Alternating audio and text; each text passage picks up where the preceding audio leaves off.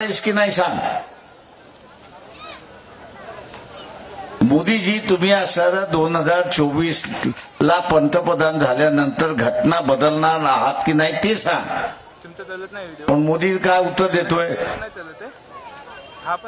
बाबासाहेब आले तरी उद्या ही घटना बदलू शकणार नाही. अरे राजा, जो माणूस गेला तो परत कधी येत नाही. अजून तो चमत्कार घडलेला नाही आणि घडणारही नाही. त्याच्यामुळे बाबासाहेब परत काही येणार नाही.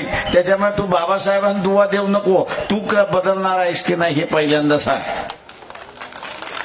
मित्रो, आपण सुद्धा शपथेवरती सांगत असताना माझ्या शपथेवरती मी सांगत नाही.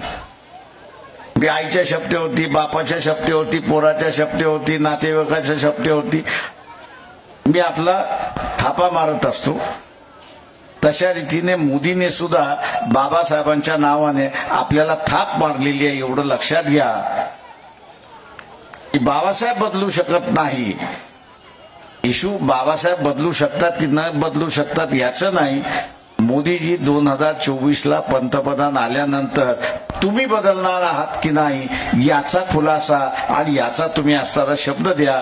मोदीने अजूनही कुठेही शब्द दिलेला नाही की माझं सरकार आलं तर माझं सरकार संविधान बदलणार नाही असा शब्द त्यांनी दिलाय का?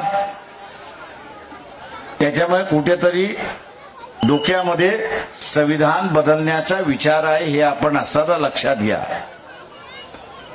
हे संविधान या देशाचं आणि इथल्या असणाऱ्या वंचित समूहाचं एक कुंडल कवच आहे हे आपण लक्षात घ्या.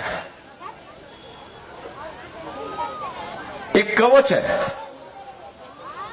हे कवच बदलायला मागतात.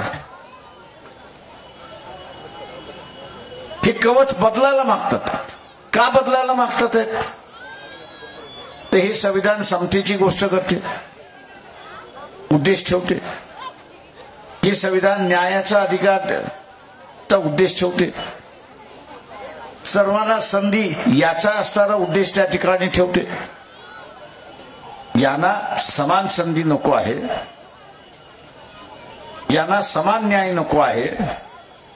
यांना जुन्या परंपरेतल्या न्याय व्यवस्थेची गरज आहे अशी असणारी परिस्थिती आहे आणि त्याची असणारी पुरस्कर्ती आहे. आज त्या नव्या पद्धतीने येतील.